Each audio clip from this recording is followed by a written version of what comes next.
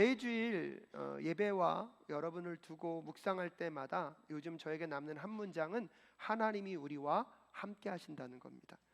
세상에 어떠한 환경이 바뀌고 문제가 바뀐다 할지라도 본질적으로 바뀌지 않는 하나님이 우리와 함께하고 계실 때 여러분의 삶은 안전한 줄로 믿습니다. 어떤 풍파와 환난과 힘겨움이 있다 하여도 하나님이 함께 하시면 여러분 문제가 되지 않을 수 있음을 꼭 기억하실 수 있기를 주님의 이름으로 축복합니다. 사실 일부 예배 때는 제가 무슨 정신으로 설교했는지 모르겠어요. 한 목사님도 너무 많이 우시고 저도 막 눈물이 막 나서 그걸 누르면서 설교하느냐고 어떻게 설교했는지 모르겠어요. 근데 지금은 한 목사님도 정신을 좀 차리셨고 저도 좀 정신을 차렸습니다. 그래서 오늘 또 하나님께서 주시는 이 말씀을 통하여서 다윗과 시므의 만남이 오늘 우리에게 어떤 교훈을 주는지 또 한번 돌아보실 수 있기를 간절히 소원합니다. 렘브란트는요 17세기 네덜란드의 유명한 화가라고 합니다. 하지만 그는 화가로서요 치명적인 장애를 가지고 있었다고 합니다. 그가 그린 36점의 자화상을 전문가들이 분석해 보니까 이 렘브란트는 눈이 사시라는 것을 발견하게 됐습니다. 눈이 사시가 됐을 때는 무슨 문제가 발생되냐면 입체적인 것을 입체적으로 보지 못하는 거예요. 그러다 보니까 이 렘브란트는요 이 입체화되어 있는 이 세상을 어쩔 수 없이 2차원으로만 그릴 수밖에 없는 거예요. 그는 장애를 갖고 있었지만 그 장애로 인하여서 오히려 이 입체적인 것을 2차원적으로 그릴 수밖에 없는 시선을 갖게 됐고요. 그 시선으로 그림을 그리다 보니까 사람들이 보기에는 렘브란트가 세상을 바라보는 그 시야가 독특한 거예요. 그것을 그림으로 녹여내다 보니까 렘브란트는 17세기의 유명한 화가가 될 수 있었다고 많은 사람들이 평가하고 있습니다. 여러분 장애를 갖고 있었는데 그 장애로 인하여서 독특한 시선을 갖게 됐고 그 시선으로 이 렘브란트가 위대한 화가가 되었다고 우리는요 너무나 쉽게 그래서 장애는 또 다른 세상을 볼 수 있는 능력이며 자산이 될 수 있다라고 말할 수 없다라고 저는 생각합니다.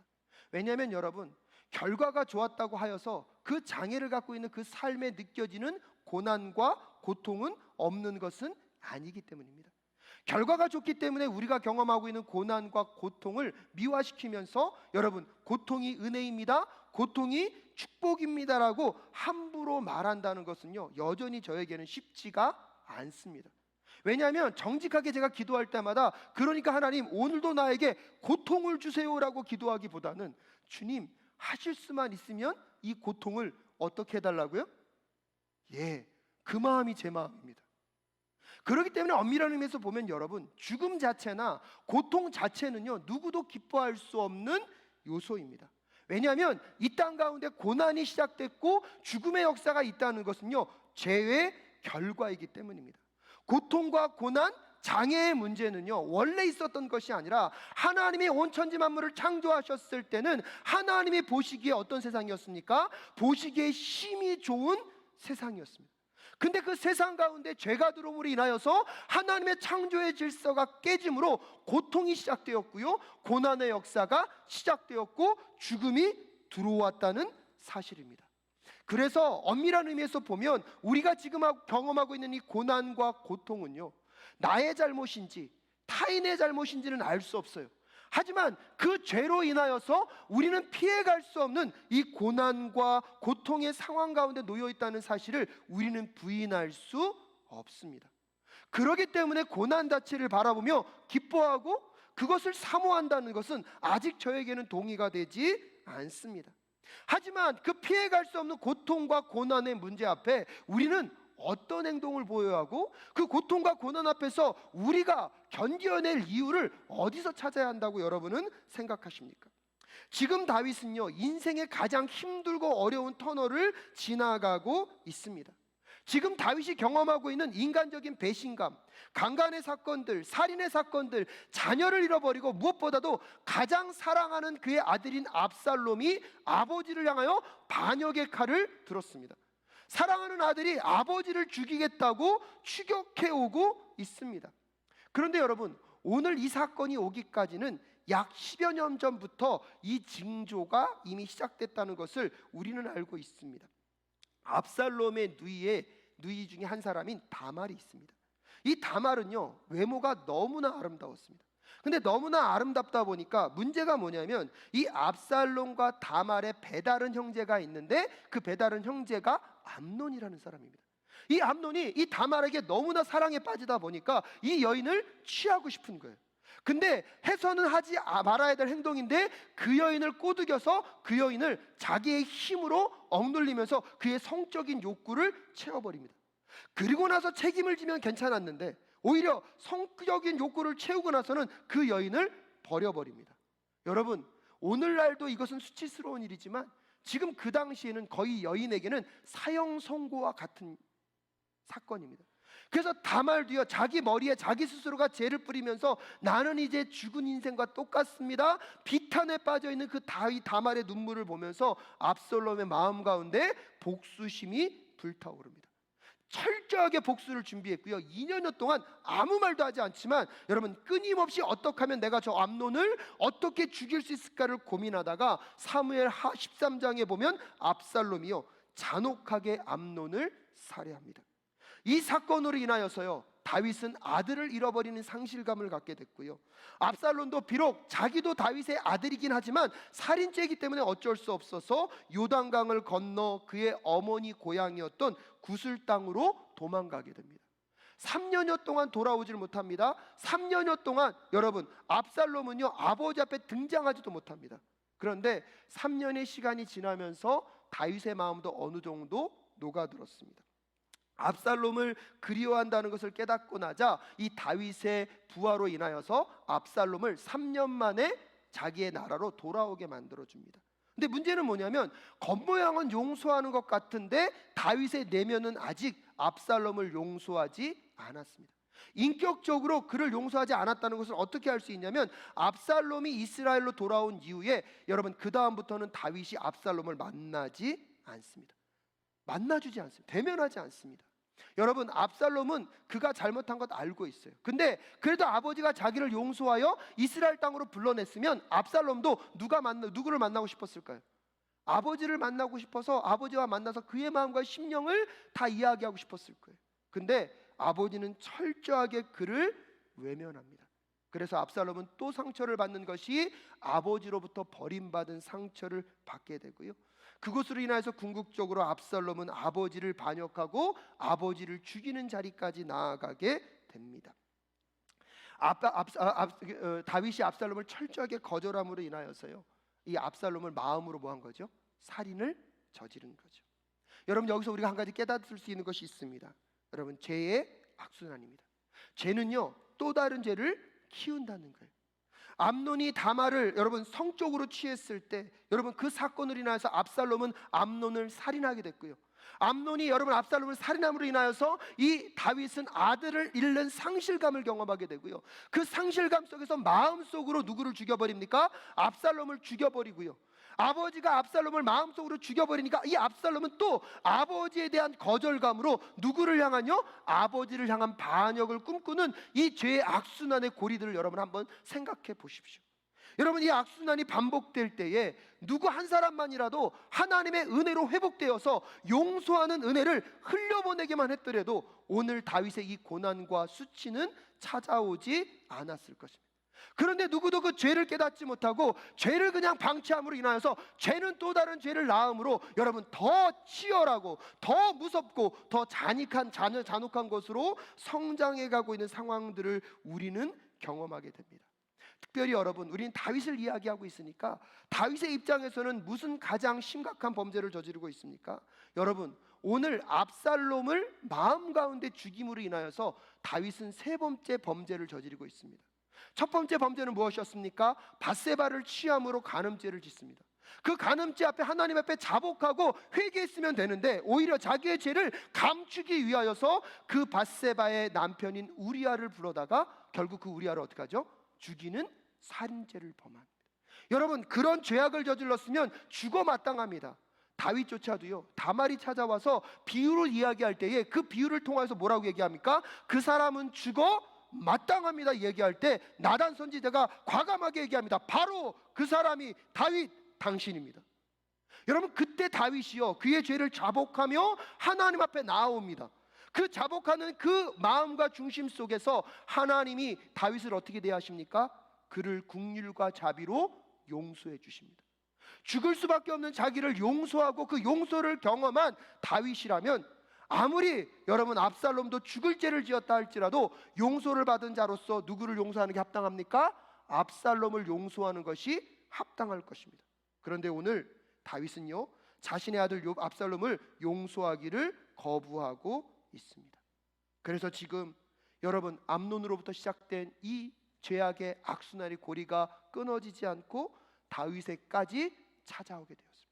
여러분, 이 굴레가요 계속 죄에 대한 굴레가 반복되고 있기 때문에 우리의 삶 속에서는 고난은요 없을 수가 없는 것입니다. 그래서 유진 피터스는요 그의 책에서 이렇게 얘기합니다. 고통은 비인격적인 운명이나 미리 정해진 도덕적 징계가 아니라는 사실을 알 필요가 있습니다. 우리는 죄의 세계, 근데 그 죄의 세계 속에 때로는 자신의 죄도 있고요, 때로는 다른 이의 죄도 있기 때문에 이 죄로 연루되어 있는 이 세상 속에서 고통의 세계는 연결되어 있고요, 그렇기 때문에 죄로 가득한 이 세상 속에서 고난과 고통은 피해갈 수 없는 문제임을 우리에게 말해주고 있습니다.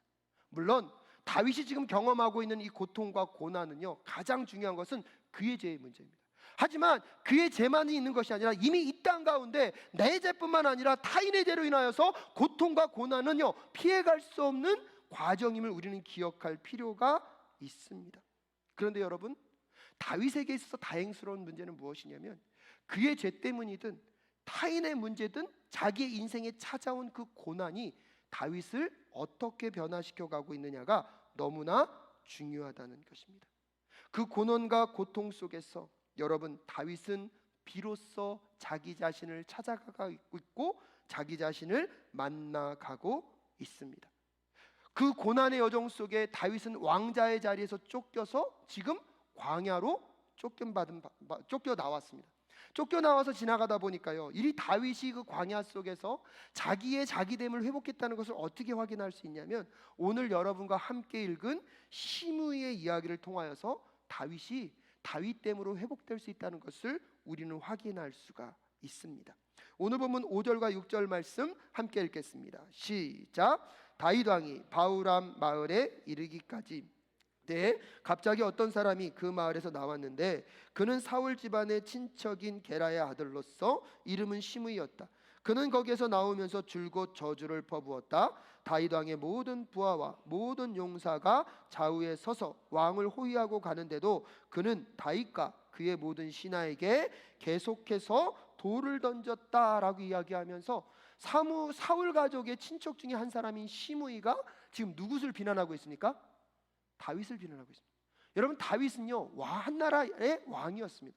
근데 그의 사랑하는 아들 압살롬의 반역으로 인하여서 광야로 쫓김을 당하였고요, 광야에서 쫓김을 당할 때 더 힘든 건 뭐냐면 그동안 자기 주변에 있던 사람들이 철저하게 다윗 자신을 배신하는 것들을 경험합니다. 아들의 배신도 힘들어 죽겠는데 사람들도 그들을 배신하고요, 환경과 처지는 급하게 나오느냐고 광야에서 옛날에 사울에게 쫓겼을 때랑 별로 상황이 다르지 않습니다. 여러분, 원래 가난했던 사람이 가난하게 사는 것은 또 어느 정도 버틴길 힘이 있을 수 있어요. 어려운 사람에게 어려움이 닥치는 것은 어느 정도 버틴길 힘이 있을 수 있어요. 근데 여러분, 나라의 왕으로 살다가 그의 삶이 추락해 버렸어요. 추락한 그 상황 속에서 다윗이 겪을 그 광야에서의 고난과 힘겨움은 얼마나 힘들었겠습니까? 근데 그런 어려움과 힘겨움 속에 오늘 시므이가 누구를 저주하고 있습니까? 다윗을 저주하고 있습니다. 근데 그 저주하는 내용이 무엇이냐면 7절과 8절입니다. 7절과 8절 내용 다시 한번 읽어볼까요? 시작. 시므이가 다윗을 저주하여 말하였다. 영영 가거라. 이 피비린내 나는 살인자야. 이 불안당 같은 자야. 내가 사울의 집안 사람을 다 죽이고 그의 나라를 차지하였으나 이제는 주님께서 그 핏값을 모두 너에게 갚으신다. 이제는 주님께서 이 나라를 너의 아들 압살롬의 손에 넘겨주셨다. 이런 형벌은 너와 같은 살인자가 마땅히 받아야 할 재앙이다 라고 이야기하면서 이 지금 오늘 시므이가요 누구를 저주하고 있습니까? 다윗을 저주하고 있어요. 근데 여러분, 오늘 이 내용을 가만히 읽어보면 다윗이 상황도 힘든데 자기를 저주하는 이 시므이의 저주가 얼마나 마음 가운데 꽂혔겠습니까? 근데 그 내용을 가만히 들여다보면 다윗이 한 행동이 없어요. 여러분 보세요. 8절 말씀에 내가 사울의 집안 사람을 뭐 했다고요? 다 죽이고. 근데 여러분 보세요. 다윗이 사울을 죽인 적이 있습니까? 사울 집안 사람을 죽인 적이 있습니까? 없습니까? 없어요. 오히려 사울이 죽었을 때 다윗은 뭐 했습니까?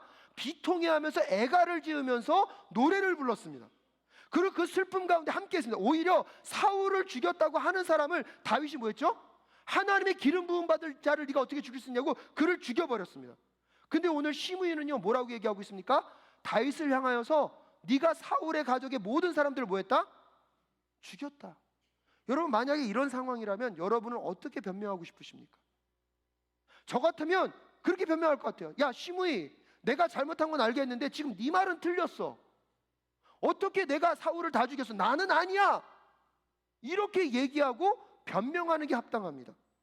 여러분 우리 집안 이야기는 아닌데요, 가끔씩 싸우다 보면 그런 일이 벌어질 때가 있어요. 당신은 나를 위해서 한 번도 설거지를 해준 적 없어. 그럼 제가 뭐라고 얘기한다고요? 한 번도 없다고? 한 번도 없다고? 내가 몇 번은 했잖아. 그럼 정확한 말은 뭐예요? 당신은 나에게 몇 번은 설거지를 해줬어. 근데 싸울 때 이렇게 하는 얘기를 본 적이 없어요. 여러분 그 맥락은 뭐죠?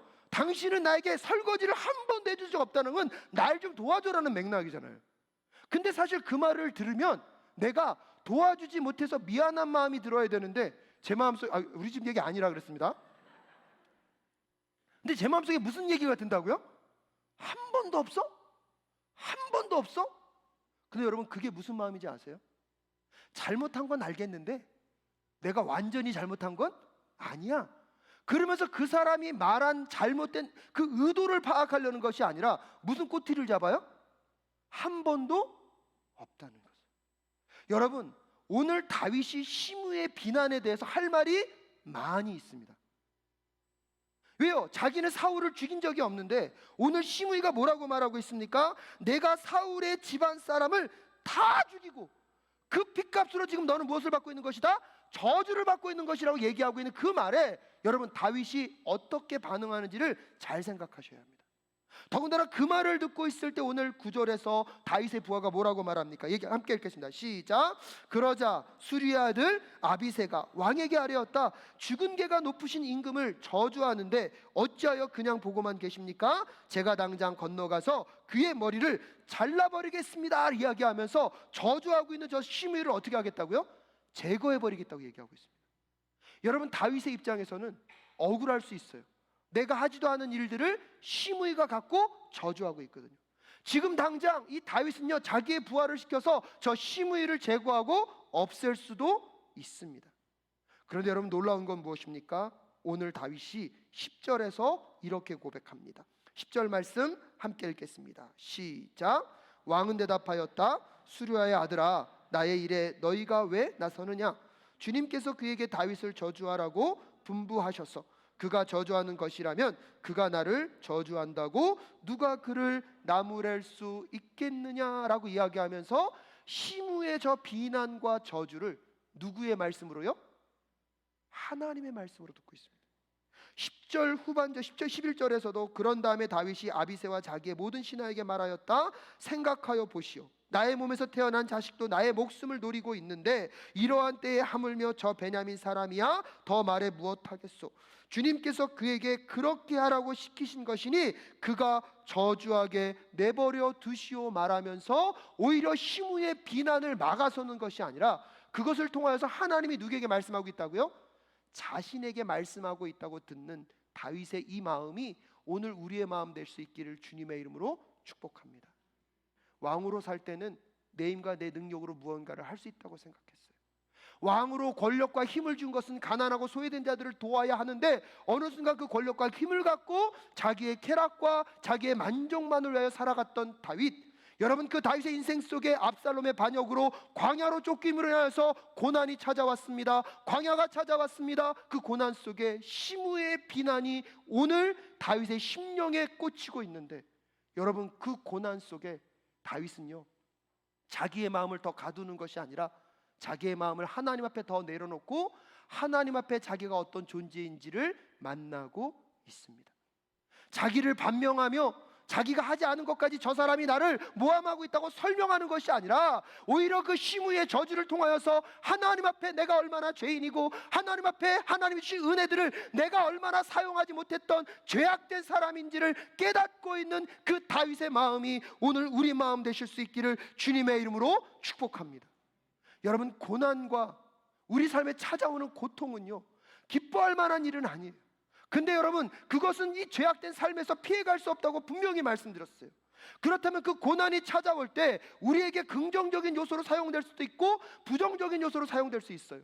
고난이 잘못 사용되면 우리가요 더 고집쟁이가 되고요 더 아집쟁이가 돼요. 왠지 모르는 그 상처가 더 상처를 낳아서 누군가를 자꾸 찌르는 사람이 돼요. 근데 여러분, 오늘 다윗은 최소한 그 고난 속에서 그 고난이 그의 상처로 남는 것이 아니라 그 고난 속에서 자기 자신이 하나님 앞에 어떤 존재인지를 새롭게 만나고 있고요, 그가 하나님 앞에 새로운 자기 자신을 만나게 됨으로 인하여서 자기의 상황을 변명하는 것이 아니라 오히려 하나님 앞에 나는 저런 시므이 같은 사람에게 욕을 들어도 합당한 사람이라, 오히려 하나님이 저를 통해서 나에게 말씀하시는 것이라면 나는 겸손하게 들을 수밖에 없는 그런 사람임을 인정하고 있는 이 다윗의 삶이 오늘 우리 삶 될 수 있기를 주님의 이름으로 축복합니다. 왜냐하면 여러분, 그 비난을 하나님의 소리로 받아들이면서 오늘 다윗은 다시 하나님 앞에 비로소 다윗 다음의 삶을 회복할 수 있었기 때문입니다. 왕의 그 화려한 거치장스러운 옷을 다 벗어버리고 그의 힘과 권력과 능력이 다 떠났을 때, 아무것도 없을 그 순간에 다윗은 비로소 그 고난의 터널을 통하여서 하나님 앞에서 그의 실존을 만나고 있습니다. 그의 부하가 여러분 이 시므이를 통하여서 죽은 개라고 비난하고 있지만 오히려요 다윗은요 그 시므이보다 누가 더 죽은 개임을, 자신이 더 죽은 개임을 오늘 다윗은 만나고 있는 것입니다. 사랑하는 여러분, 오늘 여러분 삶 속에 어떠한 고난과 어떠한 아픔이 있으십니까? 우리도 모르게 그 고난과 아픔 속에 왜 나에게 이런 것들을 주셨냐라고 말한다고 한들 우리는 그 답을 찾을 수 없을 것입니다. 나의 죄 때문이라고 여러분 스스로 함부로 정죄하지도 마시고, 내 죄가 아니라 다른 사람의 죄 때문이라고 합리화시키지도 마십시오. 하지만 중요한 것은 이 죄로 가득한 이 세상에서 우리에게 존재할 수밖에 없는 그 고난의 터널을 우리는 어떻게 지나가야 할지, 때때로 나에게 억울함을 주고 있는 그 시므이와 같은 비난이 나에게 쏟아질 때에 나는 어떤 마음으로 하나님 앞에 나아가야 할지를 오늘 결정하는 우리 모두가 될 수 있기를 주님의 이름으로 축복합니다. 그 시므이의 비난이 여전히 들리고 있음에도 불구하고 여러분, 다윗이요 얼마나 놀랍냐면 12절 말씀 함께 읽겠습니다. 시작. 혹시 주님께서 나의 이 비참한 모습을 보시고 오늘 시므이가 한 저주 대신에 오히려 나에게 좋은 것으로 갚아주실지 누가 알겠소? 라고 이야기하면서 여러분, 오늘 이 다윗은요 이 시므이의 비난을 어떻게 멈출까, 어떻게 변명할까를 생각하고 있지 않아요. 이 모든 비난과 고난 속에서 하나님이 나를 어떻게 대하실지, 하나님이 나를 어떻게 보실지, 하나님이 나에게 무엇을 하실지 오직 거기에만 관심을 갖고 있는 이 다윗, 여러분 그러기에 이제 다윗은요 더 이상 시므이의 비난이 그에게는 영향력이 사라져 버렸습니다. 여러분 그 다음 절 말씀 보십시오. 13절 말씀 함께 읽겠습니다. 시작. 다윗과 그 부하들은 계속해서 길을 갔다. 그래도 시므이는 여전히 산빛달을 타고 다윗을 따라오면서 저주하며 그 곁에서 돌을 던지고 흙먼지를 뿌렸다. 지금 여전히요 시므이의 저주는 계속되고 있어요. 근데 제가 위로가 됐던 것은 여러분 14절 말씀이에요. 14절 말씀 함께 읽겠습니다. 시작. 왕과 그를 따르는 온 백성이 요단강에 이르렀을 때에 그들은 매우 지쳤으므로 거기에서 쉬면서 기운을 되찾았다. 여러분, 시므이의 비난과 그런 고난은요 우리를 지치게 하기에 충분합니다. 여러분, 고난이 있는데도 저는 괜찮아요, 아니 그건 불가능합니다. 하지만 그 지치고 힘든 그 고난의 여정 속에 여러분 그 고난을 통과할 이유, 고난을 거쳐가야 할 이유를 발견하게 되면 여러분 그 고난 속에 쉼과 위로를 경험하게 될 줄로 믿습니다. 다윗은 광야로 쫓김을 받는 그 고난을 지나가고 있지만 그 고난 속에 누구를 회복하고 있습니까? 하나님을 회복하고 있습니다.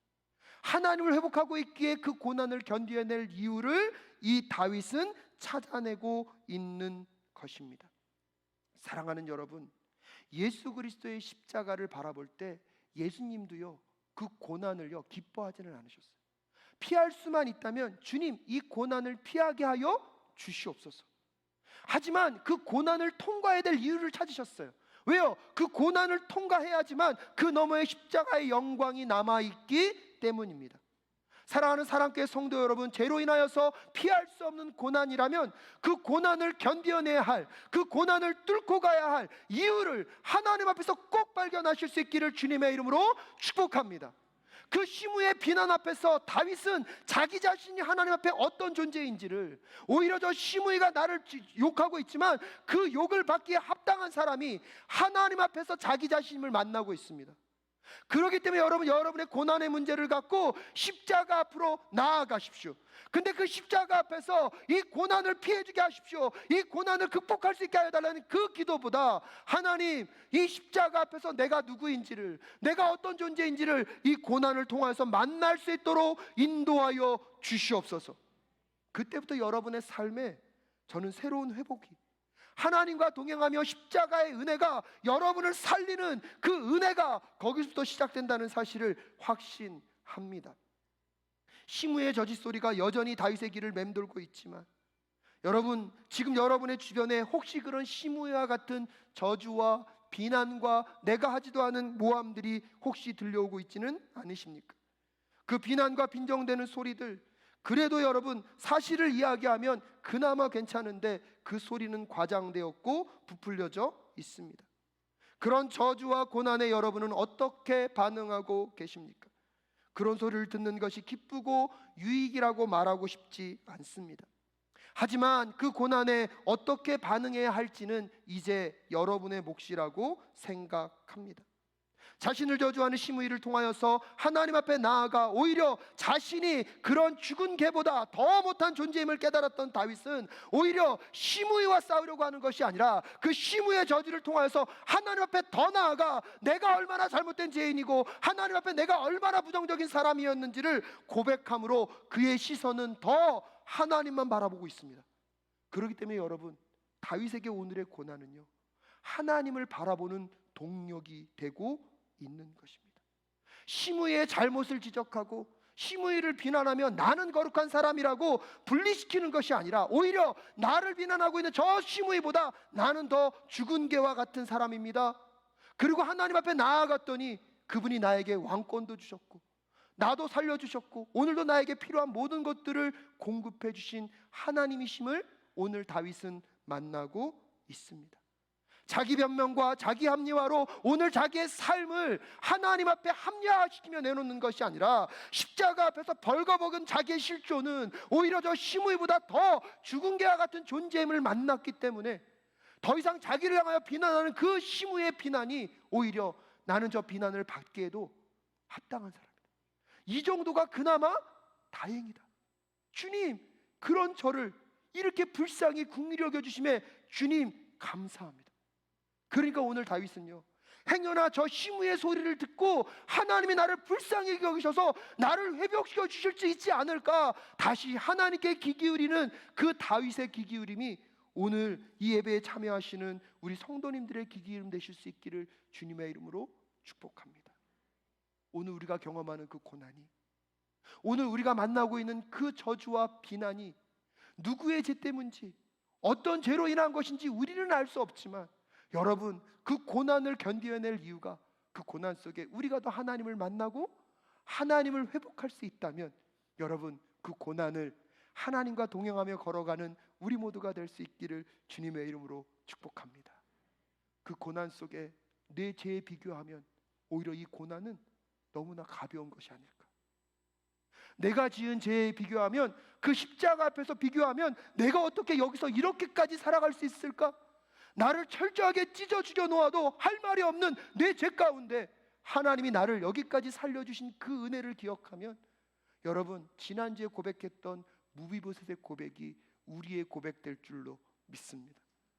죽은 괴와 같은 나를 불쌍히 여기셔서 그 왕의 식탁으로 초대하시고 나의 수치와 나의 죄악을 회복시키신 그 하나님의 은혜를 노래하는 오늘 이 시간 되실 수 있기를 주님의 이름으로 축복합니다. 죄로 인하여서 영영 죽을 수밖에 없는 우리를 십자가의 은혜로 회복시키시고, 오늘 나에게 저주와 형벌이 아닌 오늘 이 삶을 감당해낼 수 있는 힘과 이유를 주시는 그 예수 그리스도의 십자가의 은혜가 오늘 성도님들의 삶 속에 찾아오는 고난과 아픔을 견디어낼 이유가 되실 수 있기를 주님의 이름으로 축복합니다.